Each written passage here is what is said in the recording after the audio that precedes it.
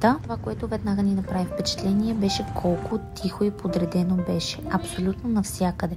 Колите бяха безшумни, на улицата нямаше много хора. Оставихме багажите в апартамента и тръгнахме към Сумида парк. Паркът е много хубав, оттам минава и река Сумида. Паркът е изключително красив, особено през пролетта, краят на март и началото на април, когато цъфтят черешовите дръвчета, тъй като има засадени над 700 черешови дръвчета. Представям си колко е красиво по това време на годината. От Сумида парк има идеална гледка към Токио Скай 3, тази кула, за която ви споменах. И въпреки, че не бяхме мигнали въобще през целия път, времето беше прекрасно за разходка и просто се наслаждавахме на моментите. Другото нещо, което веднага ни направи впечатление, е, че нямаше никъде кофи за буклук, а пък навсякъде цареше страхотна чистота. Сочваме се към храмът Сенсуджи и за него ще направя отделно видео. Оставям ви да се насладите на тази мелодия, сякаш човекът ни посрещна с песен.